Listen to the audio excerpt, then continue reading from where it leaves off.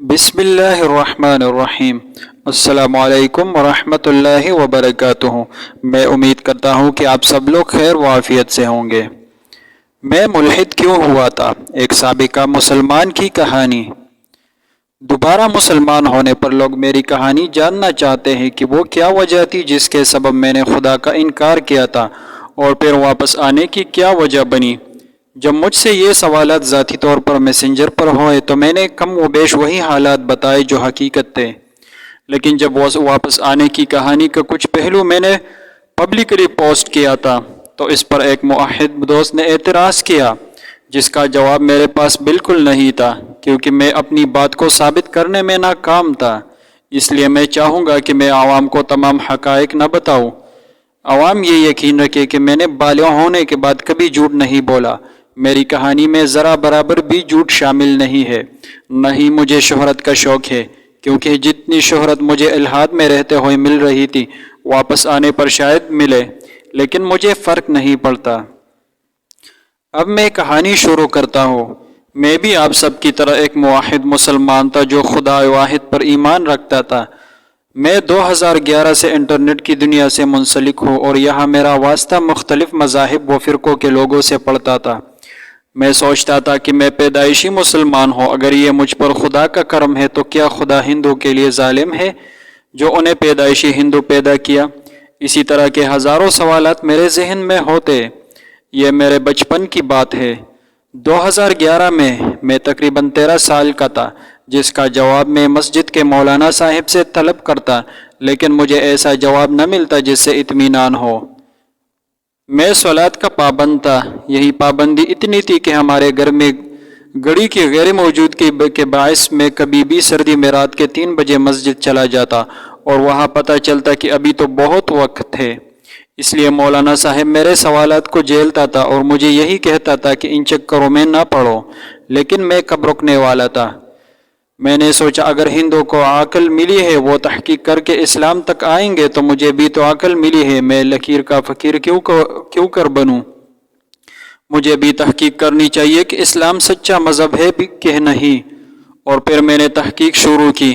آپ کو یقین نہیں آئے گا کہ تحقیق کرتے وقت میرا دل ٹوٹ گیا، کیونکہ اکثر واقعات جو میں نے سنے تھے اس کے بارے میں قرآن مجید میں کوئی آیت نہیں تھی، نہ ہی کسی حدیث میں وہ واقعات درج تھے۔ ایک واقعہ ذکر کر دیتا ہوں۔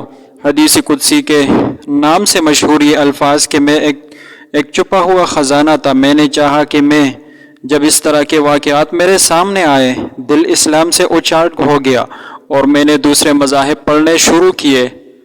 دوسرے مذاہب میں دستیاب مواد میں صرف بائبل اور گیتا تھا، جسے پڑھ کر میں کچھ خاص متاثر نہیں ہوا، بلکہ مجھے اسلام بہتر لگا، لہٰذا میں اسلام پر ہی رہا۔ لیکن میں نے رسول ہاشمی صلی اللہ علیہ وآلہ وسلم کے علاوہ باقی حضرات کی تقلید چھوڑ دی۔ اگر کوئی کہتا کہ یہ بات فلاں امام نے فرمائی ہے تو میں کہتا امام کیا پیغمبر ہے؟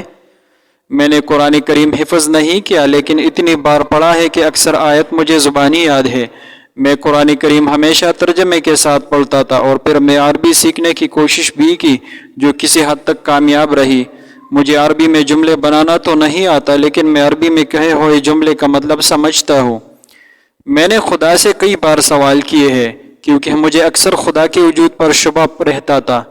بیمار ہونے سے پہلے مجھے اپنا کام پسند نہیں تھا، اور میں اس لیے نہیں چھوڑ سکتا کیونکہ ہمارے گھر کا خرچہ میرے سر تھا۔ میں ایک دن کی چھٹی بھی برداشت نہیں کر سکتا تھا، لیکن میں اس کام میں اتنا شدید تنگ تھا کہ سر میں درد رہنے لگا۔ میں روز 10 بجے مسجد جاتا تھا اور وضو کر کے گڑ گڑا کر خدا سے دعا مانگتا کہ اس کام سے چھٹکارا دلا دے اور کوئی اچھا سا کام دلا دو۔ میں قسمت کی میری آدھی دعا قبول ہوئی۔ میں بیمار ہو گیا اور ایسا بیمار ہو گیا کہ 2 سال کے لیے ہر طرح کے کاموں سے چھٹی مل گئی۔ یہ 2 سال میرے بہت تکلیف سے گزرے۔ میرے لیے منہ ہاتھ دھونا تک محال تھا۔ میں صرف خوابوں میں چلتا تھا اور ہوتا کہ میرے خواب کبھی سچے ہو جائیں گے۔ خیر وہ بیماری 48 جب کم ہوئی تو میں چلنے پھرنے لگا، لیکن پھر اچانک پیٹ درد اور اس کے بعد آپریشن نے زندگی مزید مشکل کر دی۔ میرا کولاسمی آپریشن ہوا تھا اور اس کے بعد ریورسل واپسی آپریشن بھی ہوا۔ یہ 6 مہینے پہلے سے بھی زیادہ تکلیف دہ تھے۔ جو لوگ اس عمل سے گزر چکے ہیں وہ بخوبی جانتے ہیں۔ خیر میں پھر صحت یاب ہوا اور کچھ دن چل پھر سکا، لیکن جلد ہی پھر پابندی لگ گئی۔ اس بار مجھے کولہوں میں درد ہوا جو روز بروز بڑھتا گیا۔ جب قریبی ہسپتال سے ایکس رے کیے تو پتہ چلا اور ایکسکولر نکراس ہے۔ درد اتنا بڑا کہ چلنا رک گیا۔ ڈاکٹر سے مشورہ کیا تو انہوں نے کہا اس کا کوئی حل نہیں، اگر آپ وقت پر آتے تو شاید جوڑ تبدیل کرنے سے بچ جاتے، لیکن اب دونوں اطراف کی جوڑ تبدیل کرنے سے ہوں گے۔ یہ خبر مجھے ناگوار گزری کیونکہ میں جوڑ تبدیل کرنے کی طاقت نہیں رکھتا، اور تب مجھے لا یکلف اللہ نفسا الا وسعہا پر شک ہوا۔ تب مجھے قرآن کریم کلام الہی نہیں لگنے لگا اور خدا انسانوں کی ذہنی پیداوار لگا۔ تب مجھے لگا کہ اگر خدا ہر چیز پر قادر ہے تو وہ میرے جوڑ کیوں تبدیل نہیں کر لیتا؟ کیا وہ نہیں جانتا کہ میں غریب ہوں؟ جب درد کی شدت بڑھتی تو میں خدا کو کوستا رہا اور کہتا کہ تو کیسے خدا ہو جس نے بندے کو فقط تکلیف دینے کے لیے پیدا کیا ہے۔ خیر مجھے خدا پر بہت غم و غصہ تھا اور میں خدا کے بارے میں سننے والے ہر دلیل کو یہ کہہ کر رد کر دیتا تھا کہ ثابت کرو کہ خدا محتاج نہیں ہے، ثابت کرو کہ خدا ہر چیز پر قدرت رکھتا ہے۔ فقط یہ کائنات اگر خدا کے وجود کی دلیل ہے تو یہ بات مان لو کہ خدا کائنات کو بنا کر مر گیا ہے، نعوذ باللہ۔ اگر وہ ہے تو اسے یہاں خلل بھی ہونا چاہیے۔ اگر ایسے ہمارے کسی کام میں خلل نہیں ہے تو پھر خدا ہی نہیں ہے۔ خدا کے خلاف میرے پاس ہزاروں دلائل تھے جس میں کچھ کا اظہار میں یہاں اور رد الحاد کے دوسرے گروپ میں کر چکا ہوں، اور 1-2 گروپوں کے علاوہ باقی گروپوں سے بلاک بھی ہو چکا ہوں، جہاں اب بھی بلاک ہوں، یہاں سے بھی بلاک ہو چکا تھا۔ بلاک ہونے سے میرا حوصلہ مزید بڑھتا تھا اور خود پر اور اپنے نظریے پر فخر محسوس کرتا۔ بلاک ہونے کی بات میں نے ایک دوسرے گروپ میں بتائی، جہاں میں نے یہ بھی بتایا کہ خدا کے علاوہ میں نے کوئی بھی غیر اخلاقی گفتگو نہیں کی۔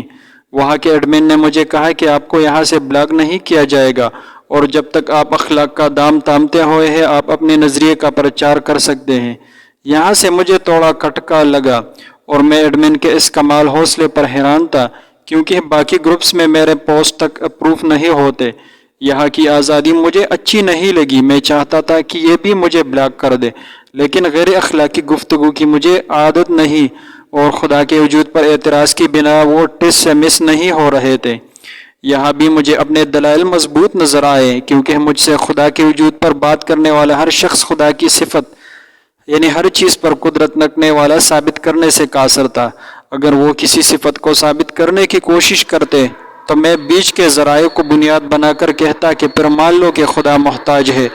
خیر قصہ مختصر، ایک رات یہاں کے ایک گروپ ممبر سے کافی بحث ہوئی جس سے پہلے بھی کئی بار بحث ہو چکی تھی۔ اس بحث میں نے خدا کو کافی دفعہ کھلا چیلنج کیا اور خدا کو کافی کچھ کہا، کیونکہ میرا یقین بن چکا تھا کہ خدا نہیں ہے، نعوذ باللہ۔ جب میں نے موبائل سرہانے رکھا تو خلاف توقع مجھے نیند آ گئی۔ پیروں کے جلنے کے سبب مجھے رات کو نیند نہیں آتی۔ میں صبح سوتا ہوں اور 9, 10, 11 تک سویا رہتا ہوں۔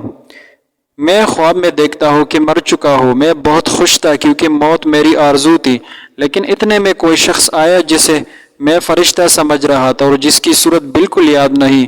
وہ پوچھ رہا تھا تمہارا خدا کون ہے؟ میں جواب دیتا کون سا خدا؟ خدا تو ہے ہی نہیں۔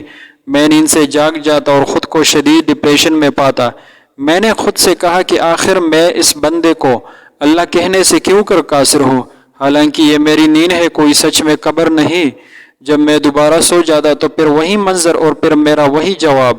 صبح تک یہ سلسلہ چلتا رہا۔ یہ رات بہت تکلیف میں کٹی۔ مجھے درد نہیں ہو رہا تھا، بس ذہنی تناؤ تھا۔ صبح اٹھا تو سر میں شدید درد تھا، دل بوجھل تھا، ایسا لگ رہا تھا جیسے کچھ دیر میں سانس بند ہو جائے گی۔ دل کا دورہ پڑنے والی کیفیت طاری تھی۔ رات کے خواب پر اور بار بار آنے مجھے حیرت تھی، سمجھ نہیں آ رہی تھی کہ کیا ہو رہا ہے۔ اگر یہ موت آنے کی علامت ہے تو مجھے خوش ہونا چاہیے، لیکن اگر یہ کسی دوسری بیماری کی علامت ہے تو مجھے محتاط ہونا چاہیے۔ اور میں نے اپنی حالت کا غیر کا ذکر گھر والوں سے کیا، جہاں میری والدہ نے 5 سورہ جہاں میری والدہ نے 5 سورہ اٹھا کر مجھ پر سورہ یاسین پڑھنا شروع کر دیا۔ جس چیز نے مجھے الحاد سے موڑا وہ میرا خواب یا میری حالت بالکل بھی نہیں تھی، کیونکہ میں خواب کو ذہنی خیالات کا نتیجہ مانتا ہوں، اور مجھ پر ایسی حالت کئی دفعہ آ چکی ہے۔ جو چیز میری واپسی کا سبب بنی وہ ایک انہونی ہے جسے میں ذکر کرنا نہیں چاہتا کیونکہ میں اسے ثابت نہیں کر سکتا، لیکن میرا وہ بھائی جانتا ہے جس سے میری بحث ہوئی تھی کہ میں نے خدا کو کیا کہا تھا۔ بس اس کہی ہوئی باتوں میں ایک پوری ہو گئی جس سے مجھے یقین ہو گیا کہ خدا ہے، بس وہ میری مرضی کے مطابق نہیں، وہ اپنی مرضی کا مالک ہے، جو چاہے جیسے چاہے کرے۔